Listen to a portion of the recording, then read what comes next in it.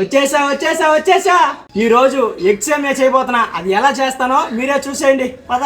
ఈ రోజు పని చేసుకుని మధ్యాహ్నంగా ఇంటికి వస్తే మా అమ్మ, నైనా నా వల్ల ఏం కాలేదురా, ఈ రోజు ఏమన్నా చేసి పెట్టరా తింటాను అని అడిగింది. మామ నువ్వు అడగాలే గానీ చిటికలో చేసి పెడతానులే కానీ నాకు కొంచెం హెల్ప్ గా ఉండు. ఇంకా స్టార్ట్ చేద్దామా? ముందుగా బాండల్లో సేమియా వేసుకొని దోరగా వేయించుకోవాలి మామ. వంట మీడియం ఫ్లేమ్ లోనే పెట్టాలి మామ.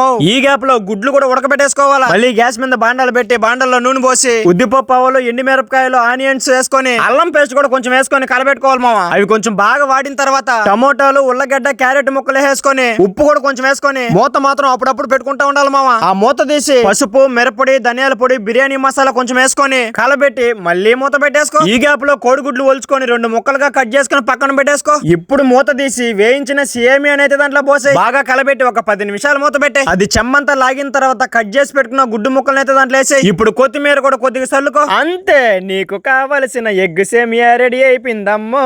ఇదిగోమా, నువ్వు పెట్టుకొని తినిపో. నేను టేస్ట్ ఎట్టుందో చెప్పేసి తింటాలే. ఎగ్ సేమియా ప్లేట్ లో పెట్టుకొని నిమ్మ దబ్బరు అంత పిండుకొని ఒక్కొక్క రవ్వ నోట్లో పెట్టుకొని తింటుంటే నా స్వామి రంగా నవడాడిలు నాట్యం ఆడేస్తున్నానుకో. నాకైతే స్టార్టింగ్ చూడగానే నోట్లోంచి లాలాజలం ఊరిపోయింది మామ. టేస్ట్ మాత్రం నెక్స్ట్ లెవెల్లో ఉంది మామ. మాటలు లేవు. ఖచ్చితంగా నిమ్మకాయ ఉండాలి మామ. సరేగానే పోతా మన ఛానల్ ని సబ్స్క్రైబ్ చేసుకున్న లైక్ మీద ఒక దెబ్బేసి మామ.